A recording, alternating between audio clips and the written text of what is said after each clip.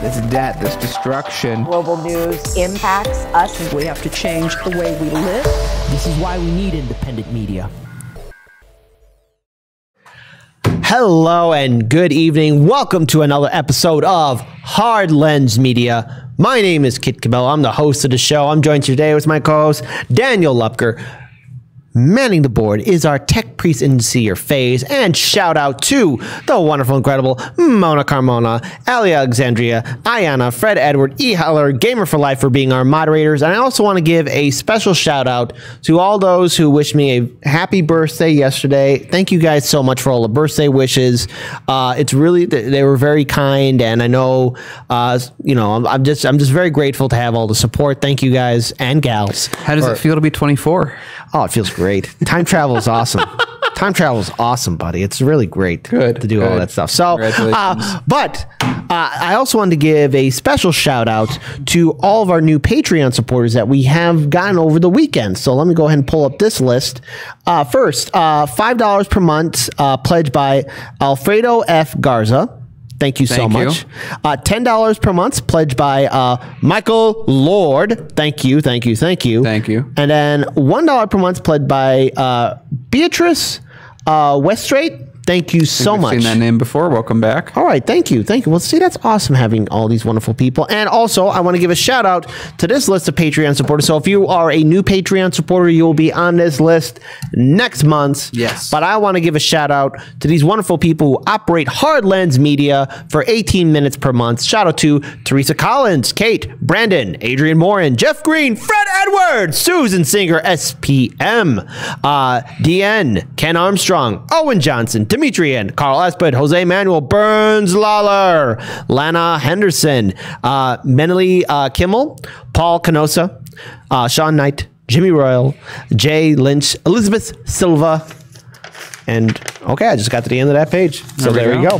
So shout out to all of our wonderful Patreon supporters. Also, real quick, I need to let you guys know that Rockfin now will be, again, it's 3 times a week, but it's going to be set in the evenings. We don't have a full set schedule yet. It's going to happen when it happens. But it's going to happen, and a promise is a promise. So Rockfin is still happening. It's just it's no longer at 4 p.m. because we made a big change. Yes. Daniel, let the people know of the 2 updates that are happening. Yes. So yeah, we are rearranging our schedule a little bit. One reason is we are sort of tacitly things are getting better. We want to make sure 99 Perspectives space is a little more available for people, but also because Kit is obviously wonderful at Rockfin. I love watching those shows whenever they're live. Again, you don't get this. We can't talk about all the stuff that we're talking about when he's talking about that. So we know people like Kit's bedroom. So that's where all this is getting. It fits everything perfectly. But the other reason is I'm actually going to be working before the show a number of days, and we're also trying to keep some space open for interviews. Yeah.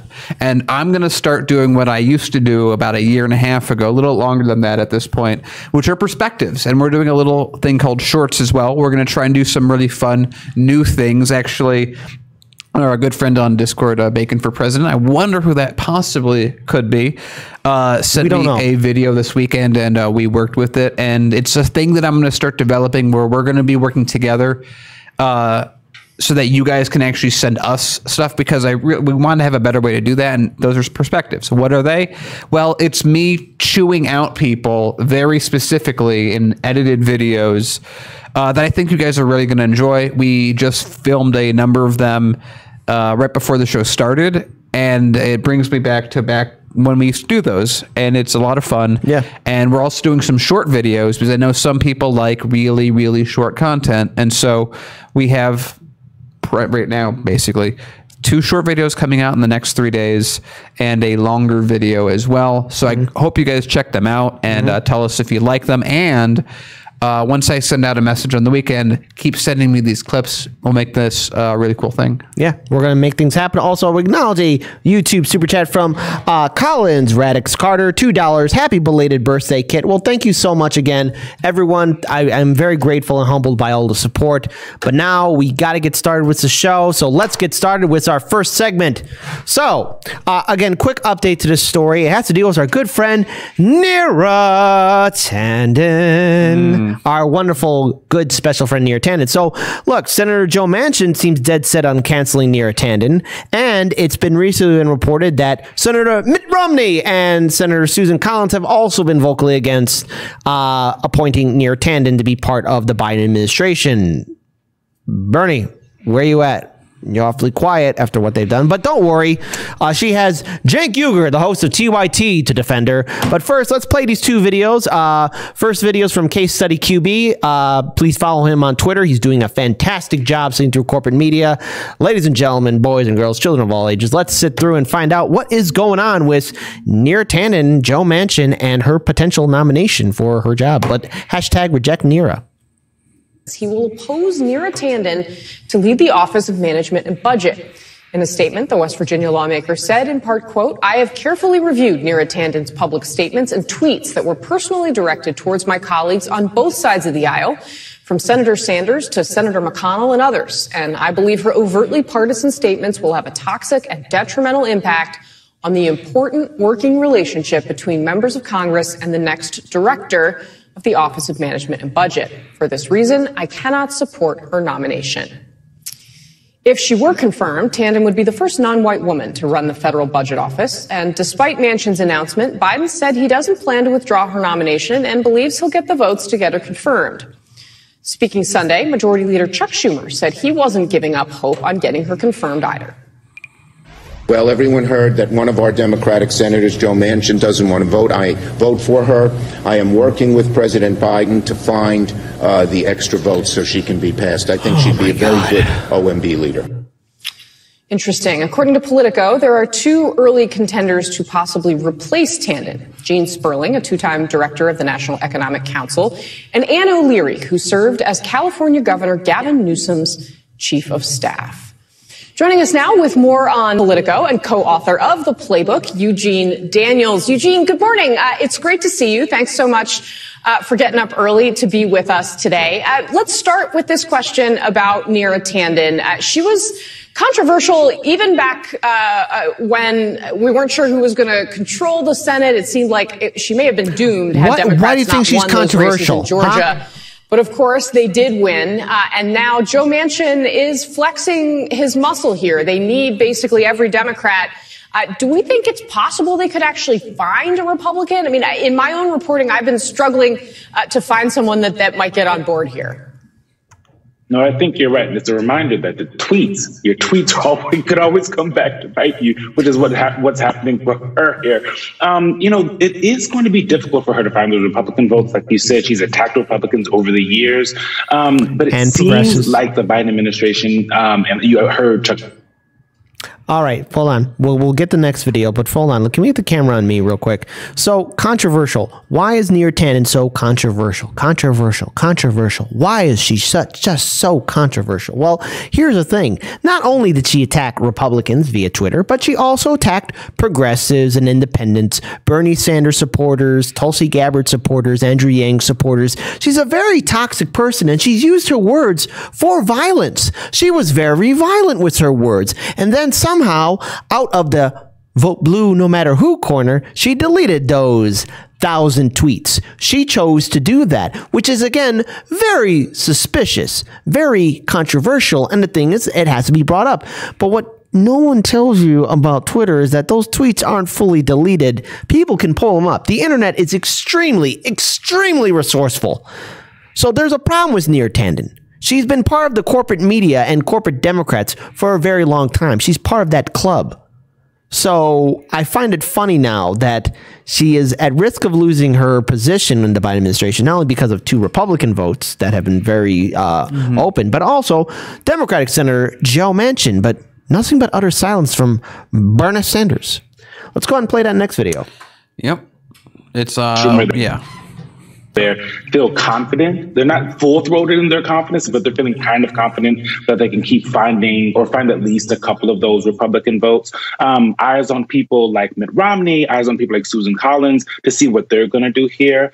Mitt Romney, for example, voted yes on Alejandro Mayorkas for DHS. That was kind of the place where they got the least bipartisan support for one of the confirmations of a cabinet secretary for President Biden. And how that's going to shake out is interesting, right? Joe Manchin is someone who has proven already to be kind of a thorn in the side of progressives, as he's talked about what he does and doesn't support going forward, and also obviously in this Neera Tanden confirmation hearing as well.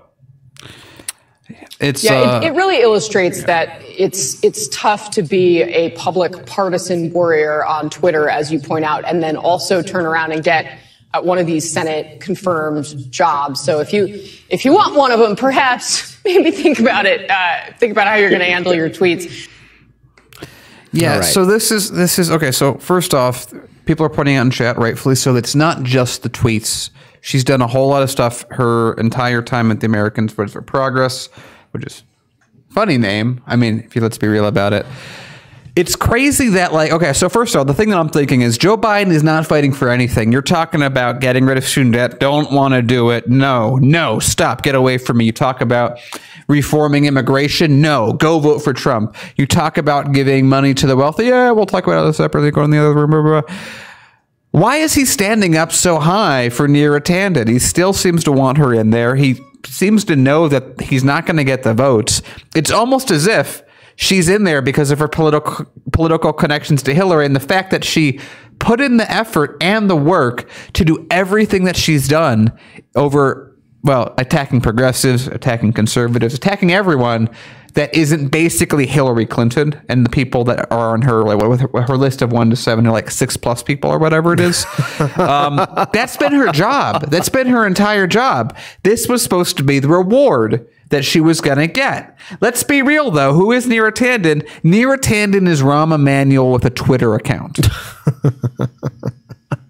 And, you know, speaking of Twitter accounts, look, here's the thing. Social media is a very interesting environment. And, you know, Neera Tanden's tweets, because, again, the live stream chat is absolutely correct in bringing up not only just her tweets. I mean, shout out to all of our viewers. I mean, you guys and gals know what's going on. And it's very fundamentally important that we talk about the policies that she was part of, the things that she was willing to write via email about taking away resources, especially from a country called Libya. You may not have heard of it, Daniel, and none of you may not have heard of it, but there was this big upheaval happening there. And when it came down to our budgetary crisis that we're dealing with, Neera Tanden was all open with taking resources away from a sovereign country. And now that sovereign country has active slavery in it now because we toppled a government there, and it was for BS reasons. So it's kind of really sad to see that this is a situation that we're in, but yet the vote blue no matter who crowd is hiding behind identity politics because Neera Tanden is a woman, all while ignoring some of her destructive policies,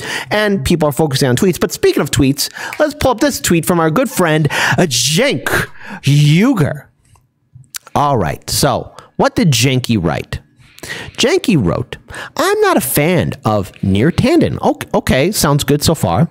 In fact, she did some of her mean tweets about me. Oh, but unlike Republicans, I don't think we should cancel her because she once hurt someone's feelings. The hypocrisy of the GOP crying over cancel culture and then trying to cancel her over tweets is amazing. Everyone circle the wagons. Cenk is here with his Winchester, making his points that are maybe points. By the way, do we get that other tweet that I threw in Slack added to this? To the page. Can you check? Yeah, I want to show that one next, if possible. Yeah, let's actually pull that one. But I want to say with Cenk's whole thing is, Cenk, that's a really fascinating position that I don't know if Cenk from 2 years ago would even think that's a reasonable position to take. You're now in the position of defending Neera Tanden. Have you seen the segments of yourself talking about Neera Tanden before you're in this certain political predicament that you currently find yourself in? And also, just pointing at Republicans, Neera Tanden's ire was not unique and just like Republicans, we're going after conservatives. It was on everything that progressives did. It was on Bernie Sanders. I remember segments of you berating her for her action, but now that TYT is in a position of great esteem and great connection, all of a sudden we should defend Neera Tanden. Now, the funny thing about this is we know Cenk and Anna are usually in lockstep on an issue like this. Yeah, let me go ahead and send that then. Yeah, so we should have a tweet that we have with Anna that just wanted to make a comment on this issue. I think this is interesting on who's getting orders from who and in what order and when we're going to hear something different come about. I think, do we have that loaded up yet? The same tweet. Okay, I'll send you another link. Yeah. Give me a second. So go. So here's what I'm gonna add on to this.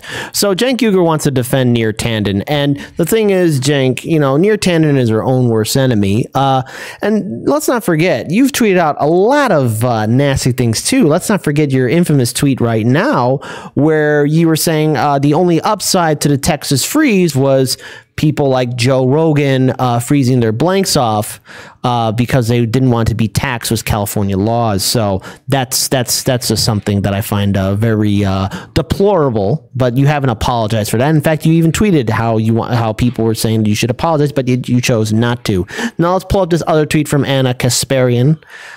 So I found this one interesting. Daniel showed this to me. This is like an update. Anna goes on to say, I wouldn't confirm Neera Tanden. Don't care about her tweets, although it's funny that she was that she was deployed as the attack dog for corporate Democrats, and now chickens come home to roost. CAP was funded by all sorts of corporations and foreign actors. Too many conflicts of interest. By the way, really quick, I want to point this out because everyone and their grandmother was like, Anna, have you checked out what Cenk said? Which is what we just said. So if you look at that same tweet and you look right below it, she has a response. Yeah, there's a response. It's really funny. It's really funny. Check this out. Hold on. Let's scroll down. Let's see. She also goes to say, also, I'd appreciate if you guys and gals didn't expect me to answer for anyone else's opinions other than my own. I'm not responsible for the thoughts of others. Get off my balls. Thanks. Bam. See who says we don't have fun on Hard Lens Media. So, okay. So they're obviously not agreeing. They did agree, though, that force of vote was bad. But we'll get to that later. But let's pull up this other tweet here as well. So let's scroll down to that image. Yeah, her. I just want to get the Twitter account of that person recognized. So shout out to Shoe on Head. She actually pulled out this wonderful... Isn't she specifically known for not wearing a shoe on her head? I personally think we should cancel her for this. Now, the image that you're seeing is an email that was published, and it's basically of Neera Tanden confidently saying, well, we have a huge deficit.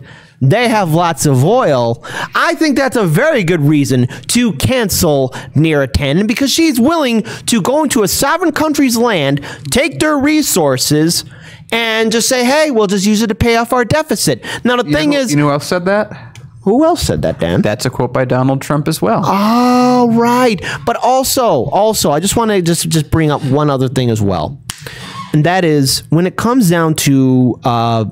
especially liberals and diehard conservatives, when you ask them this question, I know they're quiet. They don't say anything, and that really annoys me. But when you ask them, well, would you like it if someone did that to our country? If someone went to, I don't know, Texas and took all the oil, someone went to North Dakota, took all that oil, or either that someone went to the Great Lakes area and took away all our water, I'm pretty sure a lot of Americans would be upset. But that's what's happening, especially when we do these regime change wars, which Tulsi Gabbard has called out time and time again, but yet the Democrats and vote blue no matter who crowd are quiet on it. Let's pull up this final video, and shout out to Case Study QB who caught this clip of the wonderful Crystal Ball, the host of Rising, that's seen on the Hill. We hope that she invites us on her show at some point. That would be cool. I would like that. That would be super awesome. Nice, that would be Wouldn't awesome. That be nice? But anyways, I think she has the best way to really end this whole segment up. Let's play that video. Progressive activist Elise Hogue, who's current head of NARAL, had an even more cringe-inducing tweet. She said, I am appalled by Joe Manchin voting against Neera Tanden for OMB, a committed progressive after he voted for Bill Barr and others. How about assessing her work, competence, and vision instead of the tone of her tweets? Stop sinking good women because they are outspoken. All right, so let's assess her work, competence, and vision. She's been a deficit hawk and advocated for Social Security cuts, worked overtime to kneecap Medicare for All, casually floated invading Libya and taking their oil, to say nothing of eagerly taking cash from Wall Street, big business, and less than savory foreign countries. Of course, Manchin's motives aren't good, but who cares? The bottom line is that Neera Tanden should not be OMB director, and it really doesn't matter who keeps her out of the job, and it certainly has nothing to do with her being a good woman or being outspoken. Finally, it's outrageous to call Neera Tanden a committed progressive when few people have done more to try to destroy the Sanders left than Neera Tanden. not necessarily out of an ideological opposition, but out of a desire to keep her own faction of the Democratic industrial complex in business. Just goes to show you, DC's a club, protects its own. That's it. That's the function. Neera's in the club, so it really doesn't matter that you're the head of NARAL and she outed a sexual harassment victim and retaliated against those who would complain, or that she's a union buster who shuttered the Think Progress news site under cap and relaunched it 3 days later in what was an apparent bid to get rid of unionized employees. Somehow DC leaders can still walk around and call her a committed progressive with a straight face and become far more outraged about her thwarted career ambitions than they are about $15 minimum wage being abandoned or, say, 2K checks becoming immediately $1,400 whenever we get it. It's rather revealing, isn't it? But on the bright side, thanks to a highly unlikely plot twist, one of DC's more nefarious actors is having a very bad week. Score 1 for the good guys. And soccer. Yeah, you know what? That's a good note to end it on, because if Neera Tanden's canceled for all the misery she's caused, so be it, because she has done a lot of deplorable things, not only policy-wise, but even on social media. Words do matter, and sometimes her tweets were quite violent, and at least according to the cancel culture, and this might upset Jenky. By the way, I'm really surprised Cenk said cancel culture is like just right. Yeah. Both sides. Yeah, it's both sides. Because what no one tells you is that there are SJWs on the left and also on the right, and I think cancel culture is a bunch of BS. But when it comes down to someone like Neera Tanden, who has actively implemented neoliberal policies that made working class citizens and people overseas lives miserable, then yeah, she should be canceled. And why? Because she did it willingly, knowingly. Yeah, we're better than this. Yeah, this is Neera is the attack dog for the Democrats. Her teeth have bitten so many people over the last couple years, and now all of a sudden they perch her on a chair and are like, okay, this person's going to be really, really competent at a job that requires even-handedness and getting a Senate confirmation. What were they thinking? Thinking that they would go, oh yeah. I mean, they clearly got Bernie Sanders to go, yeah, I don't care if she was, as there was pointed out, one of the worst attackers, one of the most terrible instigators, one of the worst people that fought Bernie Sanders in such underhanded ways for so many years.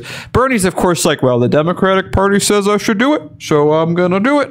And it takes Joe Manchin to come along and get his broken clock right twice a day thing to happen. And then at the same time have Cenk Uygur defend her and Anna Kasparian say she shouldn't get in. What a wacky world we live in, where Neera Tanden gets to kind of create all these realities at the exact same time, and everyone that attacks her is going after her tweets when it was really well put that it's not just that, it's because of how she outed a sexual assault victim. I didn't actually quite realize that she... You didn't? Yeah. I knew she did that. I knew that one, but I meant the unionization, the deunionization. I was not aware of that one.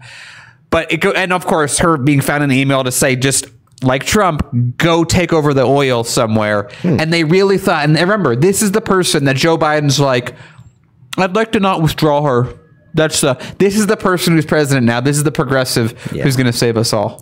Yeah, and this is what happens when you once again compromise your values and vote blue no matter who, and not use your power, your voice to demand real change. And it's quite clear that 2022 will be a hilarious slaughter. You can hear the sirens in the background.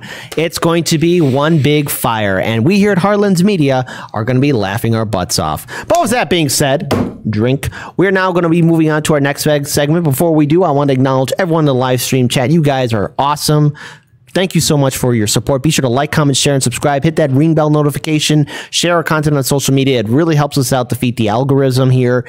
The censorship is real. We also got our Rockfin show and so much other stuff that we are working on. But now, Daniel, you got a story for the people. And I guess some people just haven't forgotten the past, or they're still holding on to it. We sort of want people to remember the past, but not misremember continuously over and over again, sort of remember. So let's talk about this. So Jimmy Dore, you might have heard of him. He's a comedian.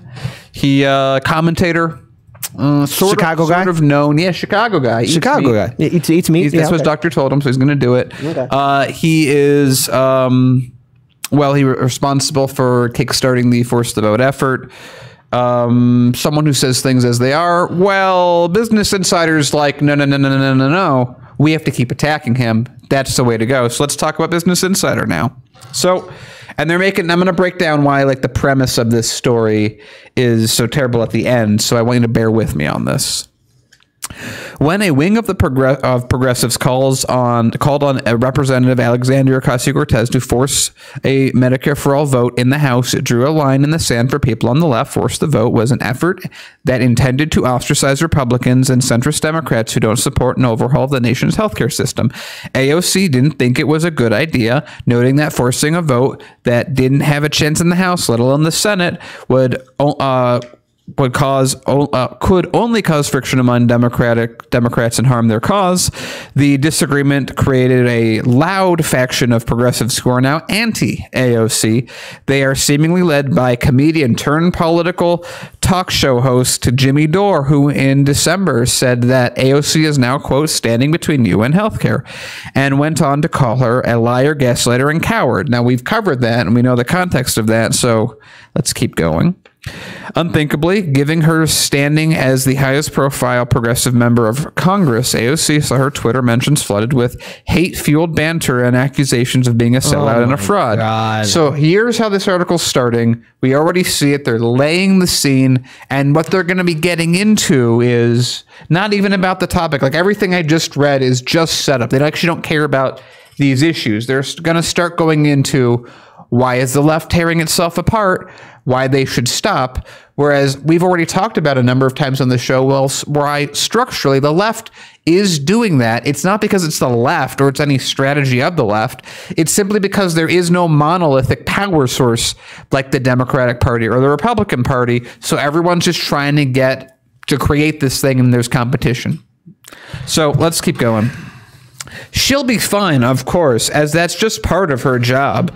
But the impulse from progressives to turn on their own, and for relatively dumb reasons, like, healthcare in a pandemic, for example, has become a baffling spectacle and maddening trend that's stalled real change. By the way, this is the same Business Insider who wrote a lot of articles that did not like Bernie Sanders when he was running, when he was unifying left, because they didn't like what he was. No, it doesn't matter. The question isn't, oh, what's wrong with the left? How can we help? The answer is the left is bad and disorganized. And the question is, okay, what can we talk about? Because this article is coming out, I don't know if you noticed, about a month after much of this stuff happened, but it's good clicks. It gets clicks. We clicked on it. So instead of infighting and bickering, progressives need to take a step back and understand what the best path to progress is, as if Business Insider has it all figured out for us. The 2020 presidential primaries were heated. People who were passionate about a particular candidate would sometimes wade into insults and ridicule on social media. Yeah, just like we saw when we covered 2016. Again, it's this one-sided, oh man, these progressives are really, really aggressive. We just covered Neera Tanden. What are you talking about? People were passionate about just about every candidate who had a small but loud faction of supporters who would do this, which is true. We talked about that a lot because what was everyone saying? It's the Bernie bros. It's the Bernie people, which again ties into the Obama boys, which was a racist connotation used by Hillary Clinton. They just flipped it to Bernie Sanders. Remember Obama boys, those thuggish 20 to 30 something black men. Oh, Bernie bros, those misogynist 20 to 30 something white men. It's amazing how similar it works, just like that. Anyway, we don't have to go over that. Business Insider doesn't want to talk about it in that way, but let's continue. But for whatever reason, Sanders' online faction got the most media attention. Yeah, I wonder if the big brains at Business Insider could go, man, why was it that these guys are being attacked so much? I don't understand why these progressives are really worried about people taking over their movement or defecting. I can't figure it out. I don't know. We don't put the time into it. We're writing a piece on why progressives are separate, and that's the point. While Sanders continued to offer an inclusive agenda and even denounced the more ignoring parts of his base, by the way, it's like the only part on this page that they have a link to is that part. Wonderful. Scores of liberals and progressives became turned off by even the thought of Sanders. That sentence needs work. They're saying that he was trying to be good and he knocked away his base, but people still hated him. That's, again, we lived through that. That's not how it happened. They held this grudge despite his long-standing record on vital issues and humble demeanor. This became clear when Sanders, as head of the Senate and Budget Committee, asked Neera Tanden, Biden's pick, to lead the Office of Budget Management to reflect on her own actions on social media, including personal attacks she hurled at Sanders herself. Tanden apologized for her actions, but if you were looked under any tweet about the exchange, you saw countless accusations of sexism on Bernie's part, attacking his character and his general sense of pure hatred for the man. Because remember, when people hate Hillary Clinton, you're being sexist and you need to knock it off and stop trying to halt women from breaking the glass ceiling. But if you attack Bernie Sanders for similar reasons, even though they don't really fit any part of his character, well, that's just something that comes to be expected. Don't worry about it. Deal with it. Shut up. Anyway, let's keep going. This became clear when Sanders, we'll keep going. This grudge against Bernie Sanders held by so-called progressives remains. And not even that. They're saying it's not even the liberals that are doing this. It's progressives, as if that's sort of the order and the way things happen. Let me just summarize this very quickly. During the entire, 2 runs of Bernie Sanders, the media and all the accoutrements, including Business Insider, attacked him and told people that he's a terrible person for whatever reason might be the case. And that happened. Then that happened in the second election. Sanders basically was like, I don't want people to be mean to me. But he had also told a lot of his supporters in the last election, don't listen to what anyone says if they're not doing what you want. And they were like, okay, Bernie, we won't listen anymore. And then people got upset at Bernie for doing that. And then their take on all this thing is basically, not that it's a really complicated issue that a lot of people put in, mainly liberals, that made this happen. They're like, no. The thing that we need to focus on is like the last step of that equation where progressives don't like Bernie Sanders. Remember, the paper is not about what's happening in the paper. It's about that progressives are not getting connected. Can I see something from the first page? Sure. Yeah, I'm not going to. It's like a little bit left on this. Go ahead. Just want to confirm something. The disdain for the Vermont senator even affects people he associates with. When Move On, a high-profile progressive advocacy organization endorsed by Nina Turner, but we also know where they take their money from. We've covered them before. A former center circuit, for example, it was met with a wave of displeasure. And then when they endorsed Nina Turner, and it's like, yeah, it's like the point is like, yeah, to be a progressive in high power in this country is to be attacked incessantly by the likes of like Neera Tanden and such over and over and over again by media using the same stupid talking points. Bernie Sanders is socialist. By the way, Bernie Sanders is socialist. Do you know he's a socialist? Socialist. He's a democratic socialist. He's really a social democrat at that. So that's not even accurate.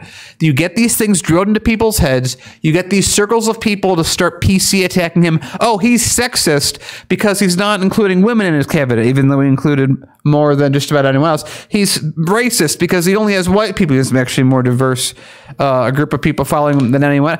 Oh, but they're just Bernie bros. So when you create this toxic environment around Sanders and you take, like, I got hit with it, Kit got hit with it. I think a lot of people remember this, especially on social media, that if you were a Bernie Sanders supporter, people would contact you like you voted for Trump.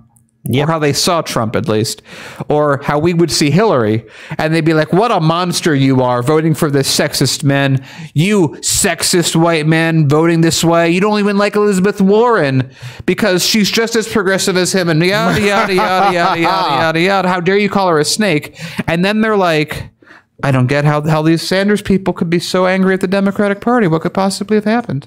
Now, here's something that I just find very interesting. This is all just seems to be an article about trying to bring a lot of additional hate towards Jimmy Dore.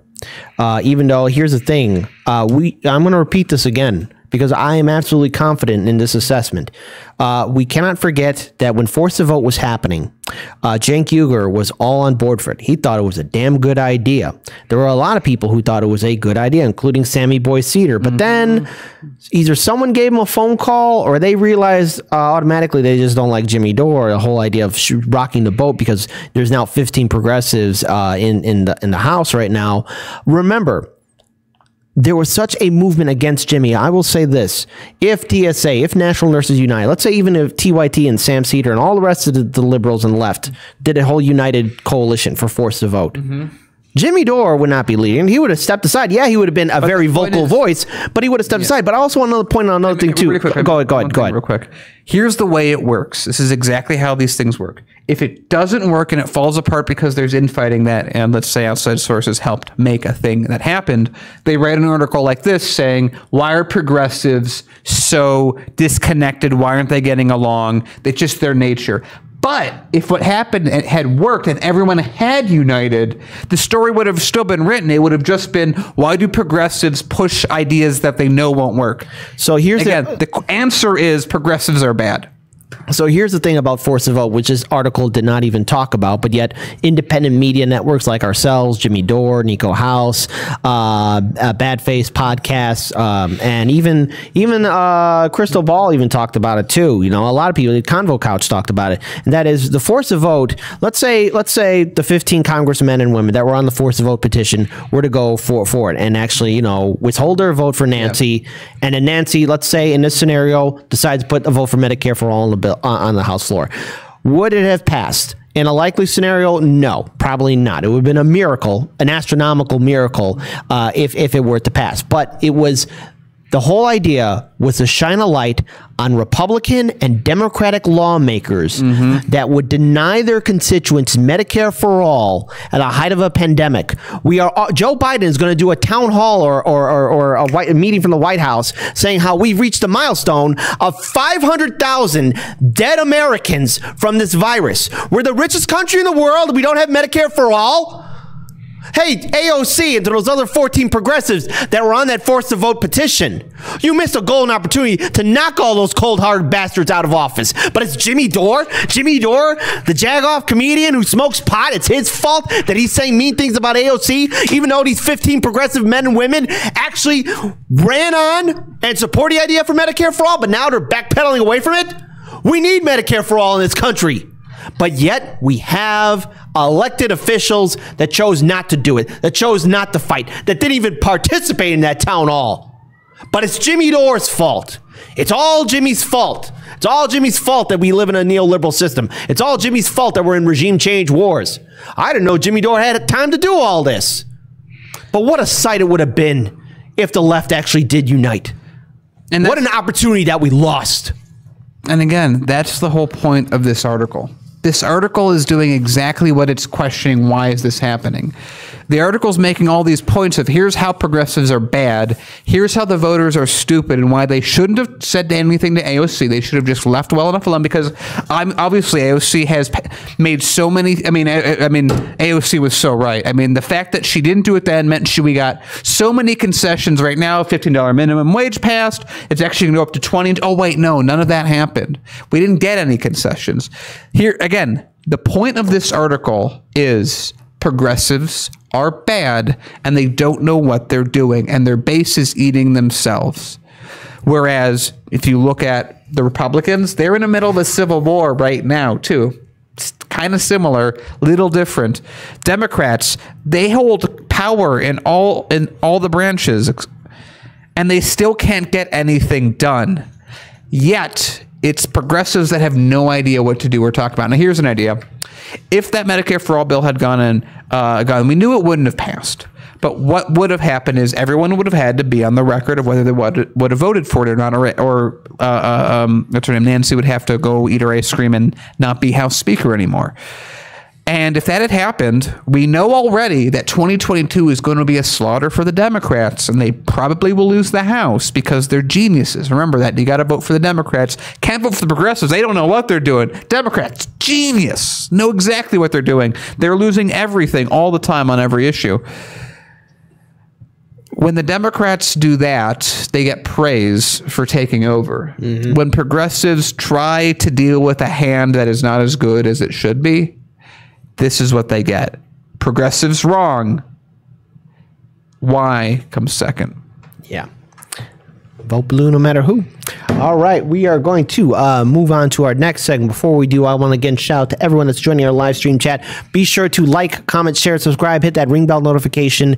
When you like, comment, share, and subscribe, it really helps our content. It really helps our channel defeat the algorithm. And share our content on social media. Follow us on Twitter. Please consider joining our Discord. And check out our fun channel, Chicago Reacts. And subscribe to us on Rockfin as well. Rockfin is now regulated in the evenings, so we won't be live at 4 p.m. So it'll be an evening show. More on that later. But by the way, if you haven't subscribed already, just do it. It's beautiful. Do that already. All right. But with that being said, drink. We are now going to get started with our next segment. Impeachment, impeachment, impeachment. We're going to talk about impeachment, Daniel. Okay. Impeachment. But we're not talking about Trump, though, because he got off. And again, remember, he didn't work. Yeah, well, no. Who's getting impeached? Is it another Republican? They must have done something really bad. Oh, no. Is it Neera Tanden? She's done some really bad stuff. No. It can't be Democrats. They do everything right. Well, actually, ladies and gentlemen, boys and girls, children of all ages, this is an opinion piece from Newsweek. And it's about calling for an impeachment of Cuomo. Andrew Cuomo, not Chris Cuomo, not Fredo. We're talking about Sonny Frodo. Sonny Frodo. So I was going to call him Sonny Frodo, too. No, we're talking about good old Andrew Cuomo. Sonny. Do we call him Fredo Senior? No, okay, so it's Sonny, it's Fredo, and then it's Mike. Yeah. Mike. So you got to see Godfather series. Have you seen the Godfather movies? All right. We're getting off subject here. But so anyways, let's find out what exactly is going on. So this is an opinion piece from this from Ron Kim. He's a New York State Assembly member for the 40th District in the state of New York. And he wrote this piece. By now, much of the world has seen New York's Emmy Award-winning governor and COVID-19 hero Andrew Cuomo come under fire for New York's growing nursing home scandal. Just want to correct the record here on this one. We here at Heartlands Media, Nico House of Mikasu Casa, Convo Couch, and so many others. Jimmy Dore, everyone, there's a whole list of people that have been calling this out. But independent media has been saying that there is a crisis happening in New York, and there are people dying in the nursing homes there. Again, it's to sum up. We covered this like 3 months ago, and all of a sudden, everyone's like, "Wait a minute, mainstream media just picked this up. This must be a real deal now." Yes.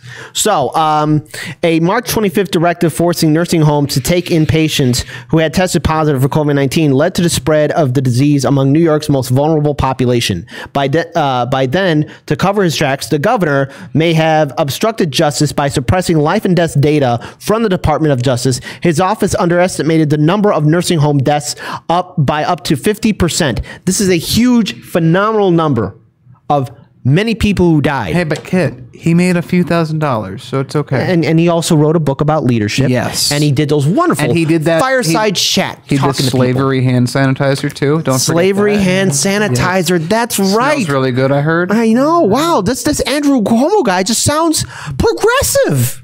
So, these actions, which Cuomo's aide, Melissa DeRosa, admitted to in a call with Democratic lawmakers that I was on, implicated all of us in the governor's cover-up. It would be the first of multiple attempts to do so.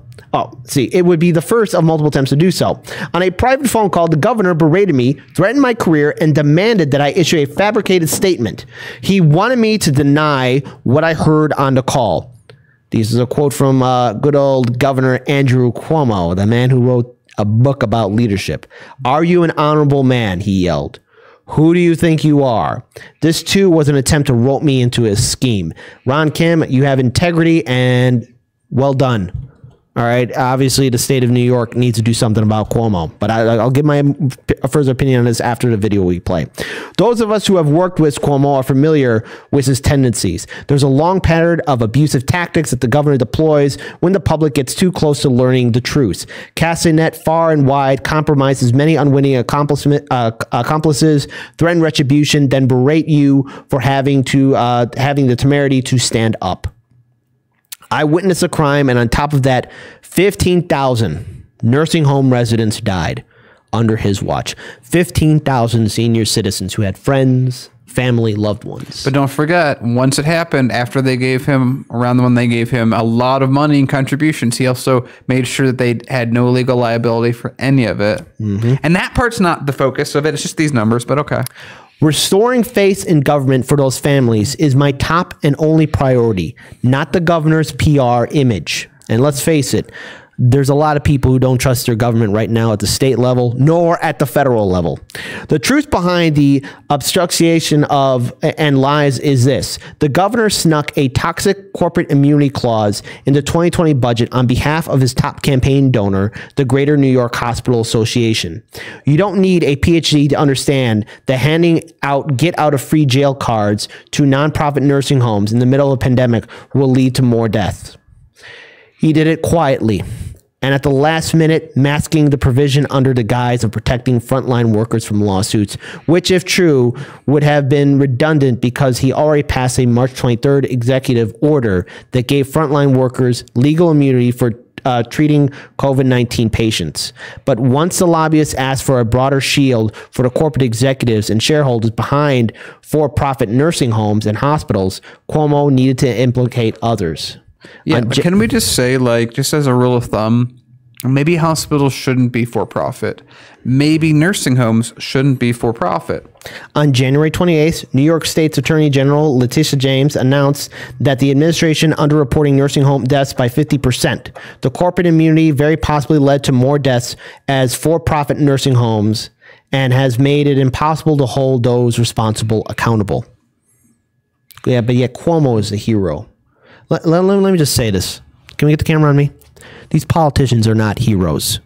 You don't worship them. They're not kings. They're not gods. They're people. Flesh and blood, human beings who make mistakes. But when they do, you're damn right we call them out because you don't owe them anything because they're public servants. Governor Cuomo, this might come as a news shock to you, but as a public servant, you are at the behest of the people. Otherwise, I would really respect politicians, and maybe I'm just speaking out of the heart, my own opinion. I really would respect you politicians if you actually did say, hey, you know what? We don't live in a democracy. It's our rules. We make everything. Then great. Then no one should sign up to serve in the military. No one should sign up to be on board for protecting our democracy because obviously it's not a democracy anymore. You guys want to run the show? Well, then people don't have to do a damn thing you ask either. Because if the rules of the land don't apply to you, well, then it doesn't apply to us, Cuomo. This is a man who turned a blind eye to 15,000 deaths. He didn't give a damn, but yet he had the audacity to write a damn book. With the truth out, the wheels started coming off the bus. The Attorney General's report forced Cuomo's administration to finally meet with us. After 7 months of stonewalling, his top aides wanted to discuss the delay in reporting nursing home data. And then the bombshell dropped. Melissa DeRosa admitted to withholding the numbers from the Department of Justice for political purposes, and we reached a point of no return. We had an ethical duty to stand up to this governor or become accomplices. We cannot be numb to the fact that 15,000 people died in nursing homes under Governor Cuomo's watch. If the corporate immunity was omitted from the budget, how many lives would have been saved? 10%, 20%? That is 1,500 to 3,000 families who could be sitting across from a loved one at dinner tonight. That's an entire 9/11 tragedy that we could have prevented. We must hold the governor accountable and restore integrity to the Senate and Assembly as co-equal branches of government. We must put all options on the table in order to get to the truth. It's time to be brave, to hold him accountable, and investigate his cover-up of nursing home information. It's time to undo the bad policies that led to unnecessary deaths, and it is time to start the impeachment process. Let's get ready to play this next video. Let's pull that up. It's a crazy world we live in. Madness and stupidity. Yep. Tonight, a New York State lawmaker says Governor Andrew Cuomo threatened to destroy him. The Assemblyman said Cuomo called him and leveled the threat after Assemblyman Kim criticized Governor Cuomo's administration for failing to share the full scope of the coronavirus death toll in nursing homes. An advisor for Governor Cuomo denying that this threat was made, but obviously anyone in this country is aware of the discussion over the nursing home situation in New York. Out front now, Democratic Assemblyman Ron Kim back with me. Assemblyman, I know, look, this has been an issue you've cared a lot about for a long time, and I'll get to that. You and I talked about it back last summer. But please tell me about this call with the governor. Good to see you, Aaron. This happened last Thursday evening around 8 o'clock after news broke that his top aide had lied about hiding data information from the federal government for political reasons. She admitted to that in a private meeting, and it was exposed. And the governor called for about 10 minutes. It seemed like 1 hour, berating, yelling, and threatening that I have to issue a statement that invalidated what I heard. He asked me to lie to cover up for his staff. And this was done in front of my family. He called me. My wife was right next to me. I was right about to bathe my kids. And it really just put my family and my wife into shock and trauma for many hours, and she couldn't get any sleep that night. And it's highly inappropriate, for the governor to have So he done said that. he said he can destroy you. I mean, he literally said that. And what else? He said, I haven't seen his anger, I haven't seen his wrath, and he will, just tell me, he will go out, and he's been biting his tongue, but he will go out tomorrow and destroy my political career, everything. Like, he would say how bad of a person I am to everyone in public. But it was just the yelling. And at one point he said, and they asked me if I was a lawyer. And I said no, and he said, you obviously then don't understand what you heard. And this is what you heard, and this is what you're going to say. This is what you're going to write tonight. Right, let's pause this here. All right, because the video goes on a little bit longer, but Ron Kim is absolutely correct in calling for this impeachment. Now, here's the thing. I know what at least the vote blue no matter who crowd will say. Well, gee, kid, you seem to be on board with this impeachment of Cuomo. Is it because, you hate all Democrats? No, Democrats and the Democratic establishment and Republican establishment have earned my hatred, okay? They've earned my hatred and disrespect because they haven't worked for us in decades. And Cuomo, just like Trump, just like any other politician, they're all in the same club and we ain't in it. So I don't owe anything to these two parties. I'm for third parties. I'm going to vote third party. Right now I'm being more cemented, more than ever, just to break away from the two-party system. But the reason why I'm curious to see how this impeachment will play out, because I want to see what the lawmakers at the state level in New York State are going to do and how far they will push it and compare it to what our lawmakers did in D.C. Yeah. I mean, the Democrats could have brought up witnesses for Trump. They could have gone after him for the emoluments clause. I mean, the Democrats did a quarter.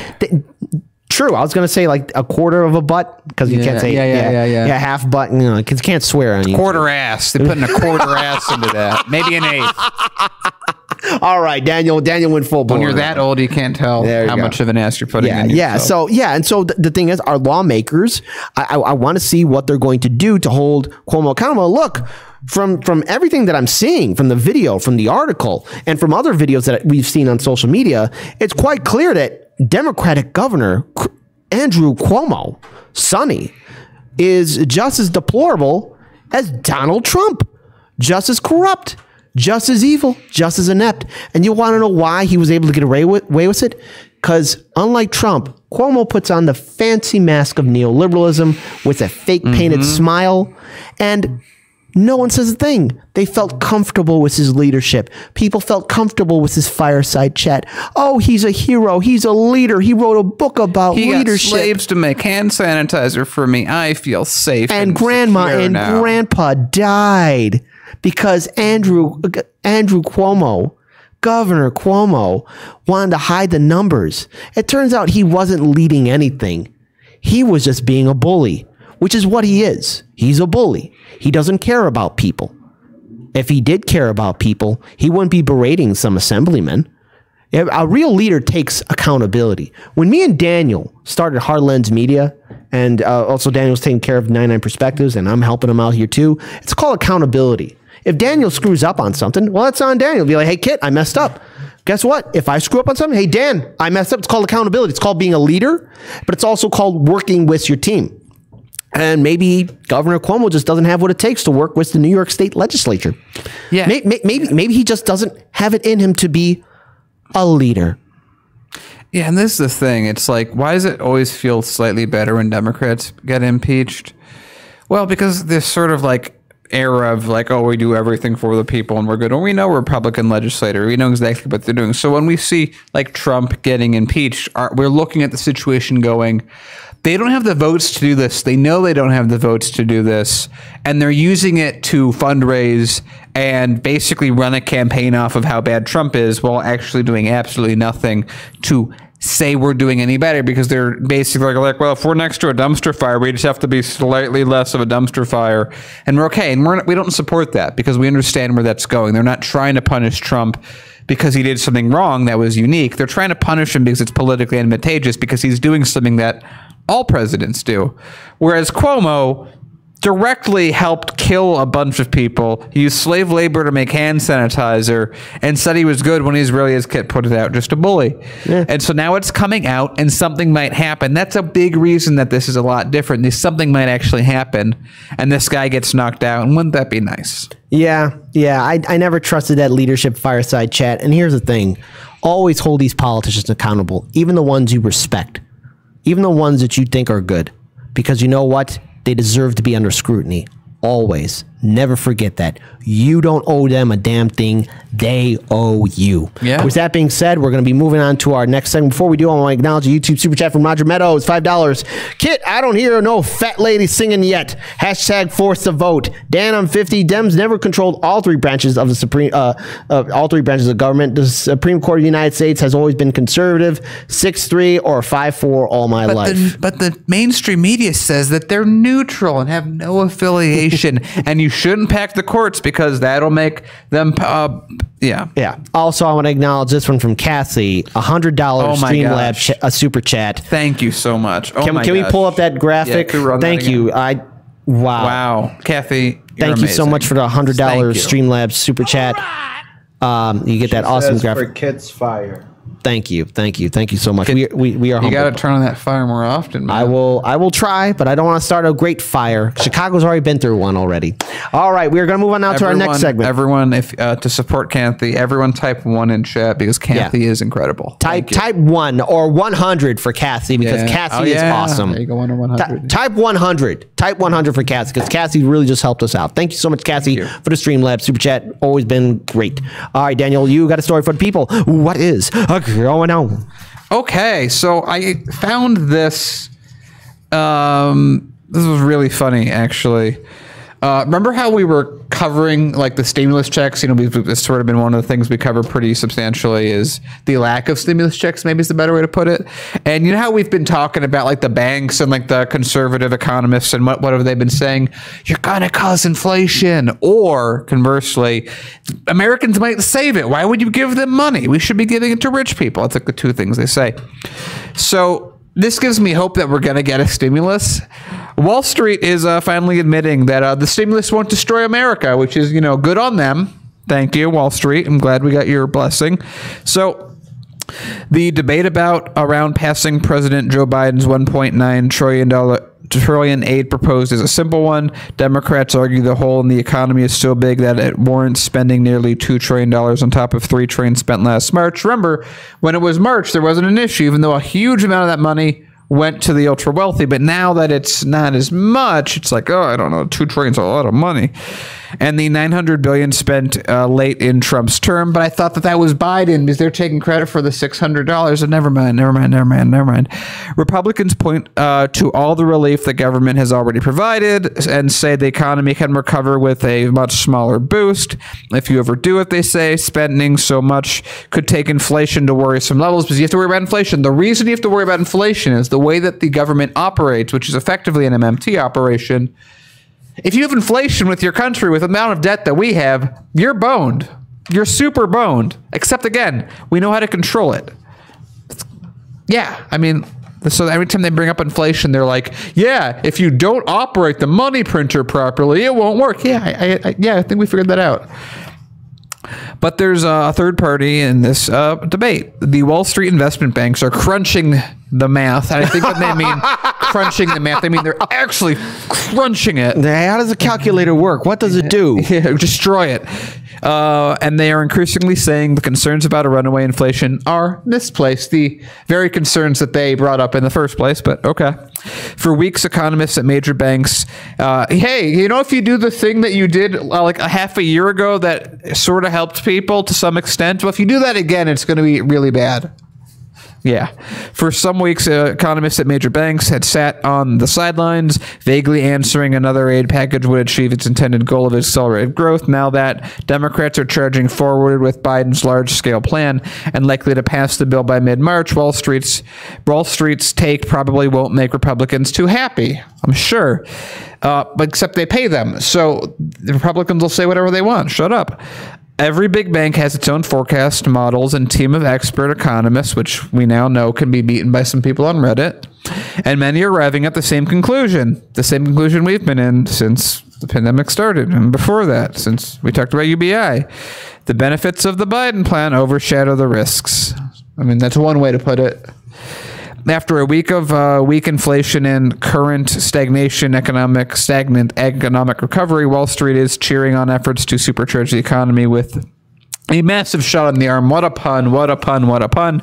So that's basically what we're saying. Is everyone that is sort of bit commentary on generally the progressive side for like 2 years is right. If you give people money and just keep inflation down using existing mechanisms, it works. What an idea. Or to use their words, it adds more benefit than it reduces. All right, so just a couple of things, because I don't think I can really add any more to this than what's already been said by Daniel and what we've said here numerous times here at Hardlands Media.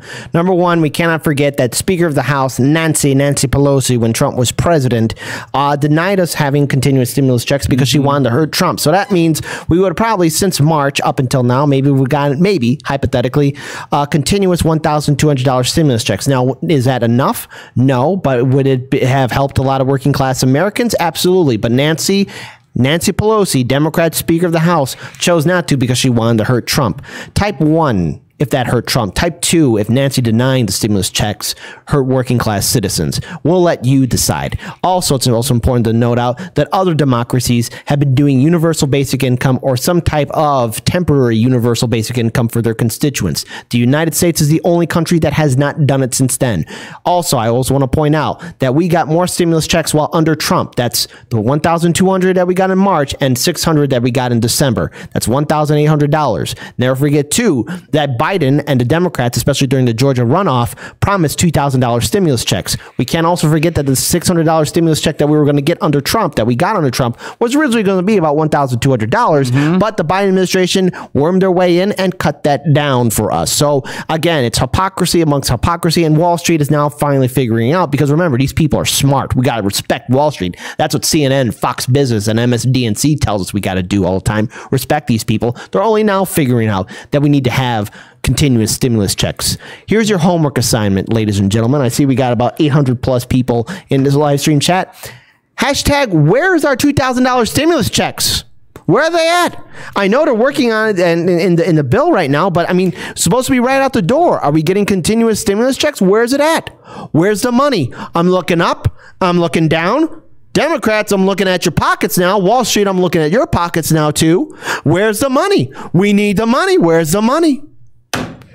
All right, we're going to move on now to our next segment. We got a super chat. Before we do, Roger Meadows, $10. Don't confuse New York State progressive lawmakers with AOC. They make her look like Lindsey Bulk, often come from New York City, and they and the governor have been warning since 2019. They were the first ones who killed Governor Cuomo's Amazon deal. AOC took credit. That's right, because we can't forget the state lawmakers. Yeah, so congratulations to some. Again, I want to point it out there that there are a lot more opportunities for real progressives at state and local levels. That's a great place to start. Yeah. And we need people to run for office. We really do, and we really need people to support them.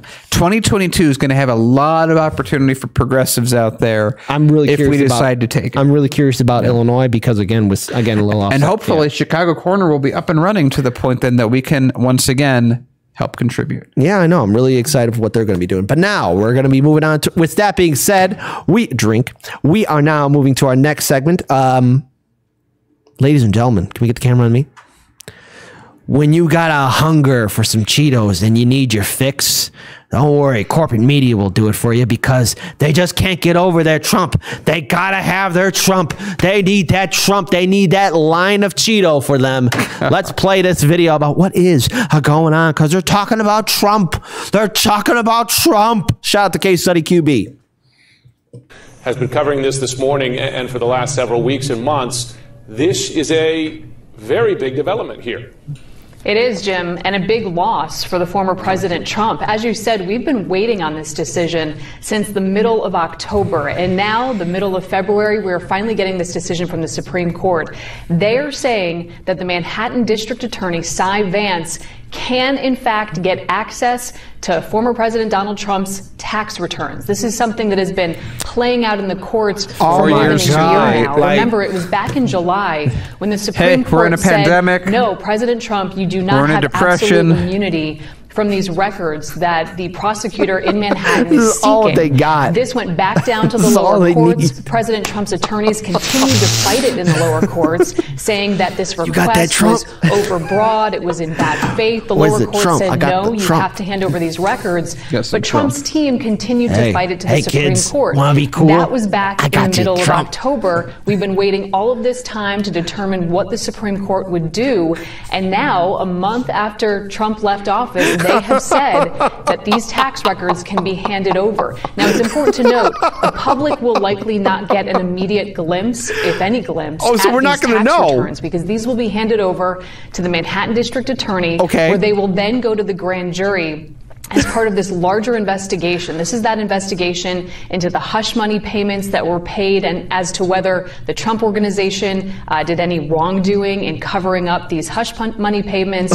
And there's also this investigation into bank and insurance fraud, the possibility that that was committed by the Trump organization as well. So it's important to note, the public will not immediately see these tax returns. This is going to the grand jury, which operates in secret. This passes as but of journalism. course, Jim and Poppy, this is a major loss for the former president. He and his legal team have been fighting the release of these tax returns for years now. The president said throughout his presidency that he would not release the tax returns, but now they will be out there. They will be handed over because these banks have said that they will comply. They'll be handed over to the district attorney, which will then continue in its investigation here, guys. Okay, so here's how pathetic corporate media is. Like, they keep on saying, like, this is it. This is what's going to hold. Oh, no, Trump's going to be held accountable. And this will probably appease a lot of the vote blue no matter who people, because this is probably their feel-good porn to watch, like seeing Trump just go through courts. The man has been through bankruptcy court 6 times, okay? And he survived. Have you ever seen Trump somewhere on the streets asking, can I please have some money so I could buy a bowl of soup? No, Trump has never been in that scenario. Trump going to court, it's like... Trump even eats soup? I don't know. And you know what? I don't even care. I mean, but here's the thing. CNN will probably be like, well, here's what's Trump's favorite kind of soup to have, because they need him. They need him for views. The only good thing about Trump that he's done for corporate media is that they're able to get ratings, and they know that if they don't talk about him, they're going to lose ratings. He was very good for their ratings. Biden, not so much. So when it comes down to it, they got to have their daily fix for Trump. So what does this mean in the long run with his little with his taxes being out? Well, the public's not going to view him, and it's going to still be an ongoing case. Is he going to go to jail right away? No, he is not. This is Donald Trump we're talking about. What I find funny, though, is that they keep talking about him, and already, remember, there were a lot of people who were cheering him being deplatformed.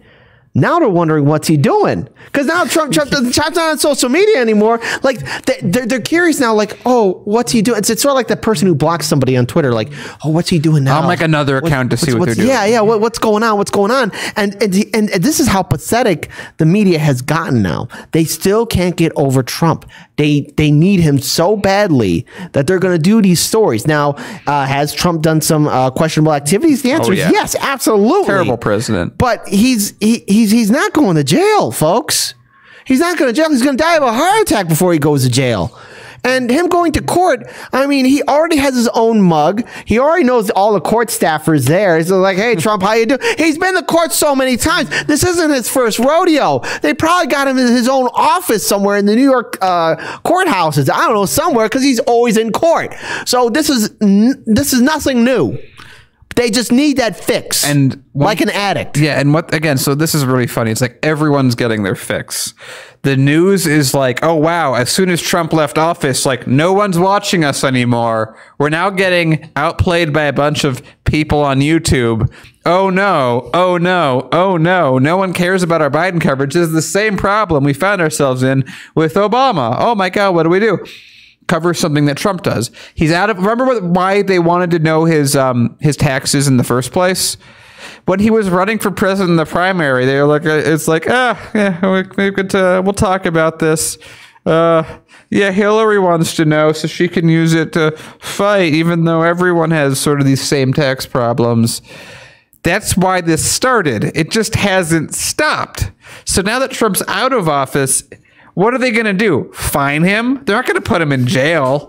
What are you talking? Do you think he's going to, with the laws in America that defend rich people to this degree, is he ever going to go in jail?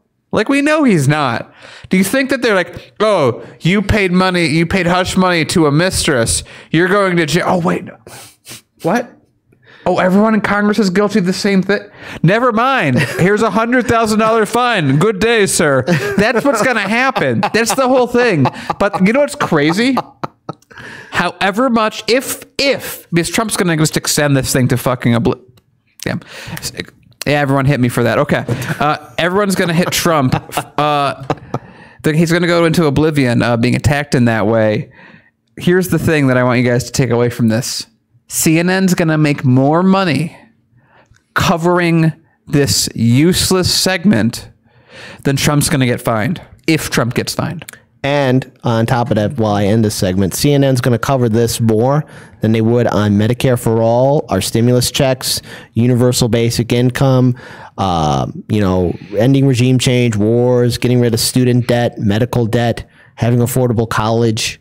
They're not going to report on this, but anything with Trump, oh, like an addict, they're going to fly to it so fast, snort it up, and demand more and more, because that's the state of media here in the United States.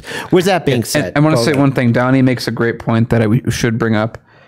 All of this helps Trump. It's not like this doesn't. That's one of the reasons that we were against impeachment and Russiagate to begin with. We knew it wouldn't succeed, and because it didn't succeed, Trump can claim victory. Yeah, the only high point from the first impeachment, because both impeachments suck, but again, a controversial statement, but the only high point from the impeachment was when Tulsi Gabbard said present, because only she had the foresight to realize that it was all BS. Yeah. That it was all BS. Remember how Tulsi Gabbard was right on it. I'm sorry, folks. Yeah, but she was right. Everyone was at her. Yeah, and it's like she was right. She was right the whole time. Didn't matter. It was all show. Russiagate was BS. The first impeachment was BS, and this second impeachment was BS, and his whole thing was his taxes. Well, all these politicians have the same problem. They're not all good people. They're just really good at masking their faces up better than Trump is. At least with Trump, when he gives you the middle finger, you know where you stand with him. I respect that honesty out of a politician. I'd rather get a middle finger from Trump than a polite smile from Andrew Cuomo. Yeah. There we go. All right, with that being said, we're going to move on now to our next segment. But before we do, I want to acknowledge 2 YouTube Super Chats. The Tal Shiar. That's I think StarCraft, right? Tal Shiar? I think so. Okay, let me look. I will make sure I get this. Yes. $10. But spending more than the Tal Shiar. Yeah. Let me check this. Yes. The spending more than but the spending more than the next 15 countries combined on defense and having 1,000 bases overseas is totally responsible fiscally. 3 laughing faces. Yeah, because we got to support our regime change wars. $2 YouTube Super Chat. It's a Romulan intelligence agency. Oh, that's from Star Trek. This should be your thing. Yeah, I know a little bit. I'm more of a 40K You're thinking of fan. Talasar, I think. Yeah. Anyway, we're getting in way into science fiction for no reason. Yes. The Tal Shiar. Well, this is a pro-Imperium of Man studio. Yes. The God Emperor of Mankind protects this studio. So there we go. As well as the blessings of the Omnissiah and his tech priest and seers. Sure. All right. So shout out to Roger Meadows, $2. New York State Democrats have veto-proof majority in both chambers. So I know I can hear Nancy. So they got to be careful because they don't want to be voted out. Yeah, because we got to be pragmatic. It's not like and I hear that word. I think someone's crapping from their mouth. Pragmatic. It's just like I want to do something, but I don't want to. That's what pragmatic means to me. Yeah, pragmatic's like, hey, I'm doing everything I can without trying. Yes. All right. With that being said, by the way, here's a question for the audience: can you pragmatically start a business with no seed money, or how long will it last? True. All right. With that being said, we're going to go to our final segment. Daniel Lupker, you've got a story for the people. What is going on? Okay, this is our rare but continuing segment of billionaires that sometimes say the right things at the right time, so we're going to talk about them as it's interesting. Bill Gates has said, hey, we maybe shouldn't be banning so many people on social media. Billy Boy said that? Yeah. So, Microsoft co-founder Bill Gates said social media silencing, such as Twitter's lifetime ban for former President Donald Trump, risks leading to even more divisiveness in the U.S. It's like he watched our show and was like, yeah, that makes sense. It's a good argument why we shouldn't censor. Trump said so many things questioning the legitimacy of the 2020 election that are corrosive. Gates said on Fox News Sunday, but the idea that you end up with a lifetime ban, that seems like we should discuss. We don't want to partition and have a social media network for one party. That's exactly it. He has it. He understands it. If you just ban Republicans or conservatives because you don't like them, all they're going to do is form in a separate social media echo chamber, and it's going to be worse fighting. It's really reasonable to understand this, and I don't know why people still think censoring is the way to solve anything. It's a way to kick the can down the road, but the can is also more toxic when you do it. You get what I'm saying? So he doesn't want to partition. Yeah, so we might have we want to have a common base where we're engaging in ideas and thoughts. Here's the big reason this is happening that isn't ever talked about. Why is social media so terrible? Why do people fight so often? It's profitable to do it that way. Yeah. That's the reason. That's the entire reason. Facebook was the one that really kickstarted most of this. And what they realized is if you just have everyone react to everyone's news feed, they're going to like some of it. They're going to be meh with other parts of it. They're not going to get some of it, and they're going to hate a small amount. Bell curve of some sort of the people around them. So what they decided was, what if we group all these people by what they like, which makes it easier for advertisers to sell them stuff. So if you're conservative, you get more Smash Tifa flashlights. If you're liberal, you get some more Joe Biden body pillows.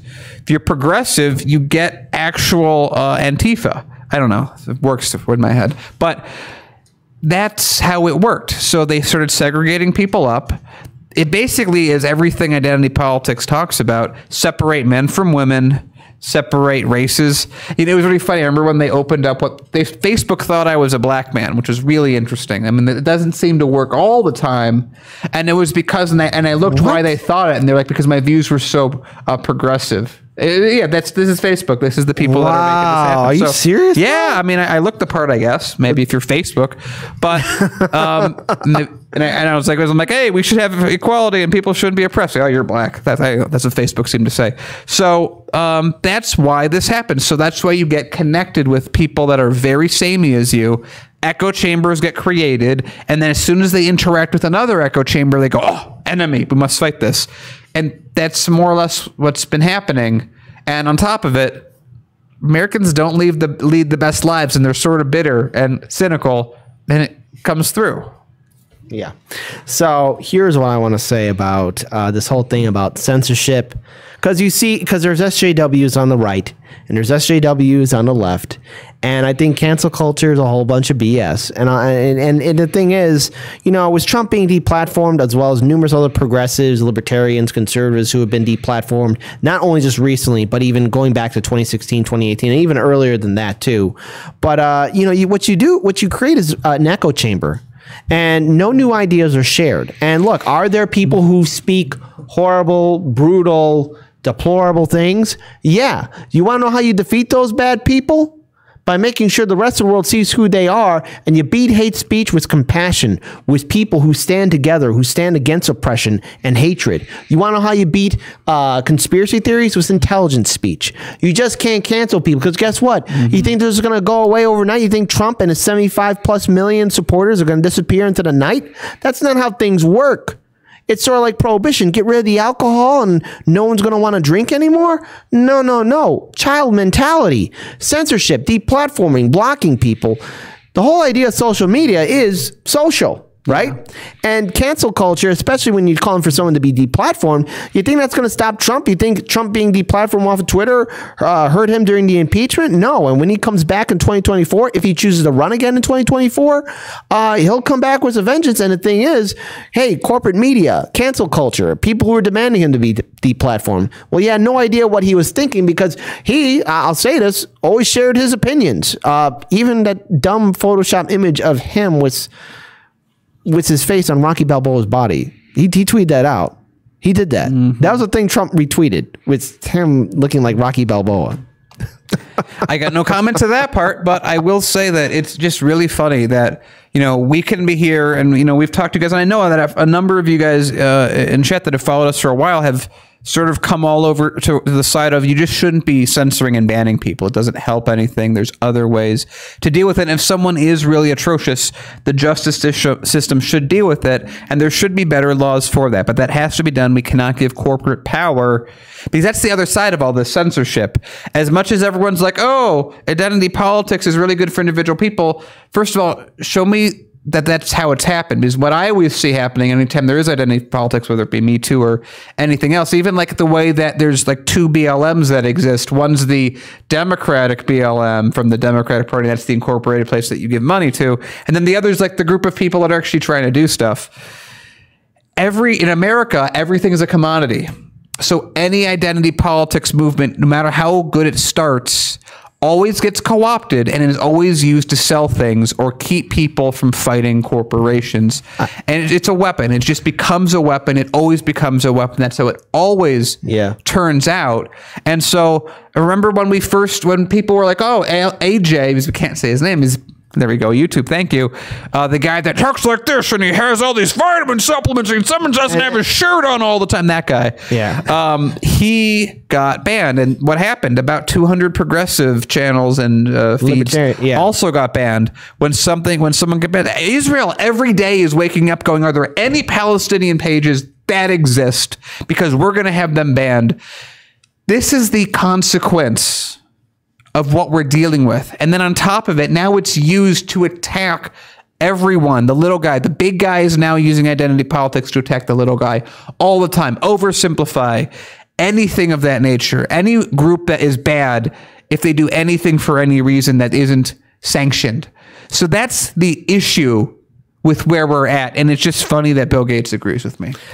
I want to end this with a quote from one of our audience members, Jeremy Chase. Censorship only creates more hate. Thank you, Game for Life, for actually pointing that out. The core thing of hate, the core part of bigotry is ignorance and taught things, things that you learn from people around you. But it's ignorance. So the worst thing you can do is create more ignorance. I also want to add on to this here as well. Look, in life, you're going to run into people that are just straight up mean jerks, bad people. You know, this has been going on long before all of us were born. It's going to continue on long after we're all dead.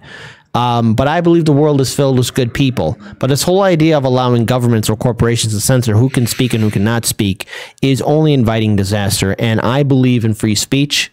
And if you don't fight for it, if you don't stand for it, you might be silenced yourself. Yeah. With that being said, we are going to be ending this segment and be going to the Patreon show. I want to thank all of our viewers and subscribers for joining us. You guys and gals are helping us build this network up to become Chicago's fastest growing independent media network here in the city of Chicago. Hardlands Media is live every Monday through Friday at 5 p.m. Central Standard Time. Be sure to like, comment, share, and subscribe, and hit that ring bell notification and share our content on social media. We also have a Rockfin show. Be sure to subscribe to that as well. It will now be regulated to the evenings. We're still working on a set schedule for that, but you will get Rockfin content very, very soon. Also, be sure to check out our fun channel, Chicago Reacts. We are in the process of restarting Chicago Corner. More on that a little bit later on down the road. Be sure to join our Discord. Follow us on Twitter. If you support what we do here at the studio, please consider being a Patreon supporter. I want to thank our moderators, Ali Alexandria, Mona Carmona, Ayana, Fred Edward, E. Heller, Gamer for Life. You guys are doing a fantastic job of moderating the entire chat. Everyone, thank your moderator. Shout out to our tech priest and sincere Faze for manning the board. Shout out to Daniel Upker for being my co-host. We're going to be going to the Patreon show for all of our lovely Patreon supporters. My name is Kit Cabello, the host of Hard Lens Media. Peace to you guys, and let us all do what we can to build a better future.